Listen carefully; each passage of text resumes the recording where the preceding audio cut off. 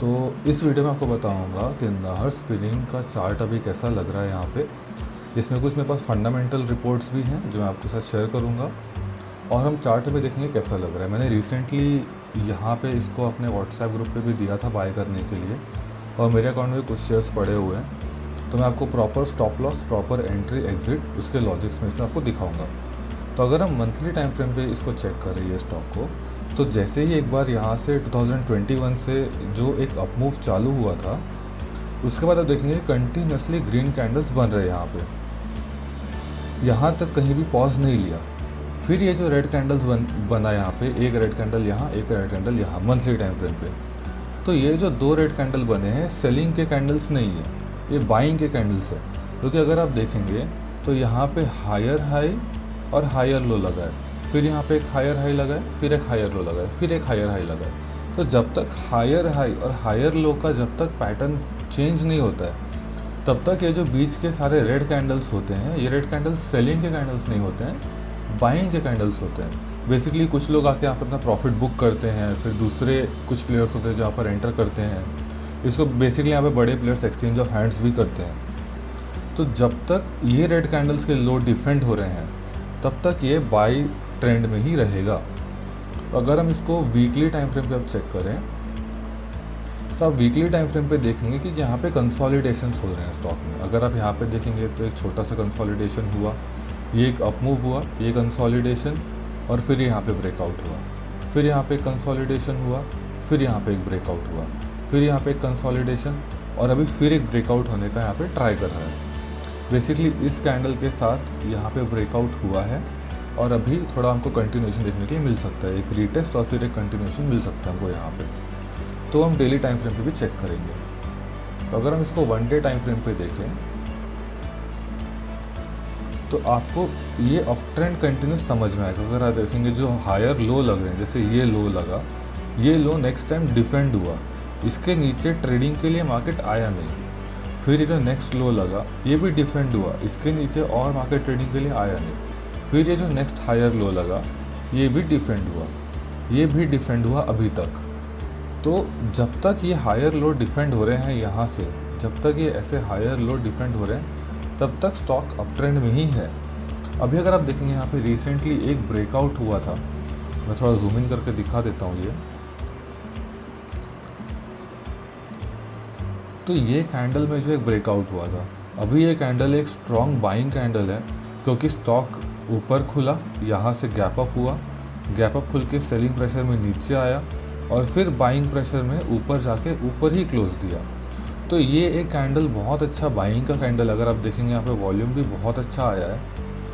तो इस buying candle के बाद यहाँ पे ब्रेकआउट हुआ, ये एक रेजिस्टेंस जोन था, बहुत दिन से यहाँ पे टेस्ट हो रहा था, लेकिन ये एक ब्रेकआउट हुआ। ब्रेकआउट के बाद फिर नेक्स्ट डे ये ऊपर गया, और अभी ये थोड़ा सा यहाँ पे रिट्रेस कर रहा है। तो मैंने ऑलमोस्ट इस कैंडल पे मैंने अपनी पोजीशन बनाई थी, जो कैंडल ये ब्रेकआउट दिया था ऑलमोस्ट सेकेंड हाफ में क्लोजिंग के टाइम पे। और स्टॉप लॉस यहाँ पे है मेरा 600 के आसपास, 600 के नीचे बेसिकली जब ये ट्रेड करना चालू करेगा, तो मैं इसको फॉर द टाइमिंग निकाल दूंगा। स्टॉप लॉसेस बहुत इंपॉर्टेंट है, चाहे आपको कोई स्टॉक कितना भी अच्छा क्यों ना दिखे, stop loss are very important. क्योंकि एक बार अगर ये लो ये वाला ब्रेक करता है, तो हो सकता है यहाँ तक आ जाएगा, हो सकता है यहाँ तक आ जाएगा, और अगर ये ऐसा एक कंटिन्यूएशन में आता है, तो फिर एक पूरा एक डाउन ट्रेंड में यहाँ से चेंज होने की पॉसिबिलिटी रखता है। तो मैं यहाँ से कोई भी डाउन ट्रेंड में मैं पार्टिसिपेट नहीं करने वाला हूँ, इसमें मेरा पार्टिसिपेशन नहीं होगा।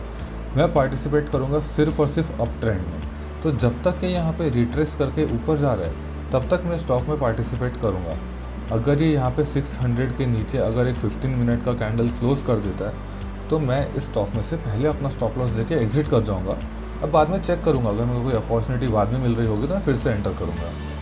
तो ये तो था इसका टेक्निकल चार्ट, और मेरे पास कुछ फंडामेंटल रिपोर्ट भी है, मैं वो भी आपको दिखाता हूँ। तो ये प्रभुदास लीलाधर करके ब्रोकर है इंडिया का, कुछ 85 ईयर ओल्ड ब्रोकर है, और इनका रिसर्च टीम बहुत अच्छा है। तो अगर हम देखें, इन्होंने एक रिसर्च रिपोर्ट पब्लिश की थी रिसेंटली कॉटन के ऊपर, cotton and cotton spinning mills textiles के ऊपर।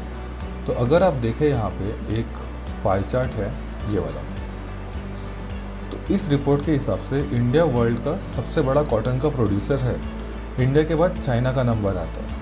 26% ऑलमोस्ट इंडिया का शेयर है और 24% चाइना का शेयर है। और दूसरी अगर यहाँ पे आप इंफॉर्मेशन देखें तो यूएस के imports from China cotton and cotton textiles के, अगर आप इसका फिगर देखें तो ये धीरे धीरे कम होते जा रहा है। मतलब यूएस चाइना से धीरे धीरे एक्सपोर्ट अपना कम करते जा रहा है।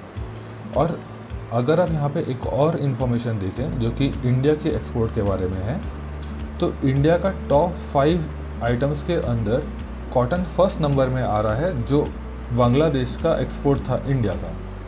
अगर आप देखेंगे तो बांग्लादेश में इंडिया का एक्सपोर्ट बहुत ज़्यादा बड़ा है और उसमें भी कॉटन का बहुत ज़्यादा बड़ा है। तो ये एक रीज़न है। तो अगर हम देखिए कॉटन में फिर कौन से प्लेयर्स हैं इंडिया में, उससे क्या वैल्यूएशंस है, उसका भी यहाँ पर इन्फॉर्मेशन है। तो अगर आप देखें यहाँ पे जो सबसे बड़ा प्लेयर है वो है वेल्सपन इंडिया।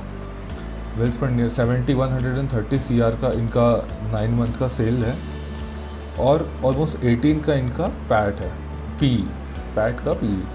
और अगर आप नेक्स्ट बिग प्लेयर देखें तो वर्धमान टेक्सटाइल्स है।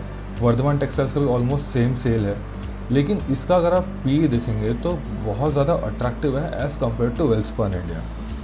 और इसमें जो सबसे अच्छा पी वाला स्टॉक है वो है नाहर स्पिनिंग, जो अभी हम चार्ट में चेक कर रहे थे।